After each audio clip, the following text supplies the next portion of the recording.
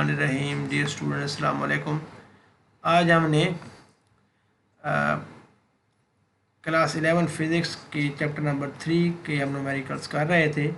हमने पहले 2 न्यूमेरिकल किए थे, आज हमने थर्ड 3.3 है। An electric motor is running at 1800 revolution per minute. ये इसकी इनिशियल एंगुलर स्पीड गिवन है which is 1800 revolution per minute. ठीक है, अब हमने गिवन ये है कि ऑन स्विचिंग ऑफ, इसको हम स्विच ऑफ करेंगे तो it will ultimately come to rest, so omega f will be zero here. Angular velocity जो होगी फाइनल वो ज़ीरो हो जाएगी in 20 second. Time is 20 second. तो हमने फाइंड करना है कि number of revolution it make before stopping. तो बेसिकली नंबर ऑफ रेवोल्यूशन की जो theta is the angular displacement. तो हमें एंगुलर डिस्प्लेसमेंट फाइंड करना है, तो उसको सॉल्व करते हैं। देखें, हमारे पास गिवन डाटा है कि omega i is equal to 1800 revolution per minute. चूँकि टाइम सेकंड में है, इसको हम रेवोल्यूशन पर सेकंड में करेंगे तो 60 पे डिवाइड कर देंगे तो आप रेवोल्यूशन पर मिनट की सेकंड में कन्वर्ट हो जाएगा, तो रेवोल्यूशन पर सेकंड हो जाएगा। तो ये हमारे पास जब 1800 को 60 पे डिवाइड करें तो हमारे पास आ जाएगा 30। तो हमारे पास ओमेगा आई आ जाएगा 30 रेवोल्यूशन पर सेकेंड। सिंस द मोटर है स्टॉप्ड, सो omega F final angular speed हमारे पास क्या आ जाएगी, ज़ीरो। टी गिवन है 20 सेकेंड। हमने अल्फ़ा फाइंड करना है क्योंकि हमें बेसिकली तो हमने गिवन ये करना है थीटा, लेकिन हम उसके पहले अल्फ़ा फाइंड करते हैं। तो इक्वेशन हमारे पास है v f is equal to v i plus a t. Linear motion के लिए जब हम उसको सर्कुलर मोशन में लिखते हैं तो बनता है omega f is equal to omega i plus alpha into t. तो वैल्यूज पुट करें।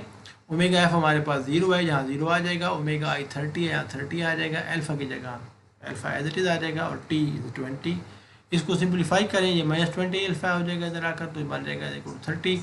हमने अल्फ़ा फाइंड करना, 20 इधर आकर डिवाइड हो जाएगा, तो -30 divided by 20 will be equal to -1.5 revolutions per second square. तो ये हमारे पास का एंगुलर रिटार्डेशन या नेगेटिव एंगुलर एक्सेलरेशन आ जाएगा।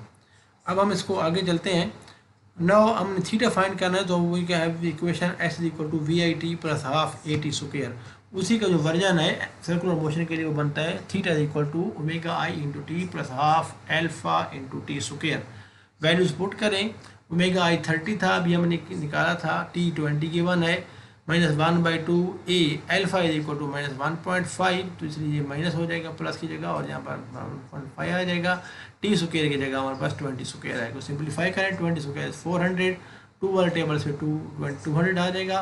तो 200 इंटू 1.5 क्या आ जाएगा, 300 हमारे पास आ जाएगा। 600 minus 300 is equal to 300 revolution. तो number of revolution before is comes to stops comes out to be 300. So answer is 300 revolutions. That's it.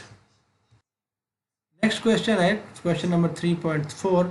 A string 0.5 meter long holding a stone can withstand maximum tension of 35.6 Newton. Maximum इतनी इसकी tension आ सकती है।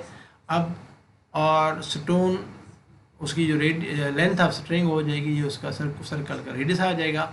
Find the maximum speed at which stone of 0.5 kilogram mass can be wheeled। हमने maximum speed निकालनी है, centripetal force हमने निकाल के, और मैक्सिमम स्पीड कितनी होगी कि वो टूटे नहीं और वो ऐसे यानी हम उसको घुमाएंगे तो मैक्सिमम टेंशन इतनी आ सकती है, लेकिन उसका अपना जो वेट होगा वो भी एक्ट कर रहा होगा। तो फ़र्ज़ करें कि जब हम इसको ये वर्टिकल डाउनवर्ड यहाँ पर आता है तो उस वक्त मैक्सिमम वेट इधर होगा, सेंट्रीफ्यूगल फोर्स भी इधर होगी, तो ये दोनों आपस में क्या हो जाएंगे, ऐड हो सकते हैं। अगर सेंट्रीपिटल फोर्स अपोजिट डायरेक्शन में माइनस हो जाएगी, तो जो टोटल जो होगी वो क्या आ जाएगी, इन दोनों को हम ऐड कर देंगे।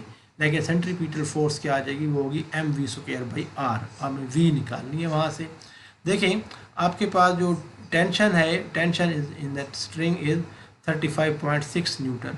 ये टेंशन जो है this will provide the centripetal force. ठीक है, लेकिन मसला ये है कि ये टेंशन के साथ वेट अपोजिट डायरेक्शन में एक्ट कर रहा है, तो वेट इससे माइनस हो जाएगा। तो ये दोनों को जो नेट फोर्स बन जाएगी that will be equal to the centripetal force. तो हम लिखेंगे f c which is the centripetal force equal to mv²/r and that should be equal to t minus डब्ल्यू। डब्ल्यू is the weight of the stone. अब देखें T हमारे पास 35.6 Newton है, wait हमें पास निकाल सकते हैं, वो 0.5 किलोग्राम मैस है, उसको 9.8 से मल्टीप्लाई करें तो हमारे पास 4.9 न्यूटन आ जाएगा। ठीक है, तो हम यहाँ पर वैल्यूज पुट करें, हमने वी निकालना है तो 0.5 मैस की जगह लगा लिख देंगे इंटू वी स्क्वायर, वी हमने फाइंड करना है, और r is 0.5 is equal to 35.6 tension string minus weight, क्योंकि ये नेट फोर्स क्या होगी, टेंशन अंदर की तरफ होगी तो वेट डाउनवर्ड होगा, अगर जब ऊपर जब जाएगा तो टेंशन अंदर की तरफ होगी, ऊपर की तरफ होगी तो वेट डाउनवर्ड हो जाएगा, तो फिर उस वक्त भी वे अपोजिट हो जाएंगे। इस centripetal force will be equal to t minus डब्ल्यू, एंड सेंट्रीपिटल फोर्स का फार्मूला क्या है, m v square by r. ठीक है, तो हमने अब वी स्क्वायर फाइंड करना है। देखें ये भी 0.5 है, ये भी 0.5 है, ये दोनों आपस में क्या हो जाएंगे, कैंसल आउट हो जाएंगे। 0.5 से कैंसिल हो गया, आपके पास बच गया v square is equal to 35.6 minus 0.5 into 9 9.8 is 4.9, तो आपके पास आ जाएगा v square is equal to 30.7। हमने वी फाइंड करना है, तो वी फाइंड करने के लिए क्या करेंगे, दोनों तरफ अंडर रूट लेंगे, तो 30.7 का रूट है 5.5 metre per second. So we the maximum speed with which it can be whirled around in the circle is equal to 5.5 meter per second. So that's the answer of the question, and this completes question number 4 also. So we have solved 4 questions. In next video we will solve question number 6, 7 and 8 inshallah. So stay tuned to Believe Physics. Take care, see you in next video and very soon. Until then, Allah Hafiz, goodbye.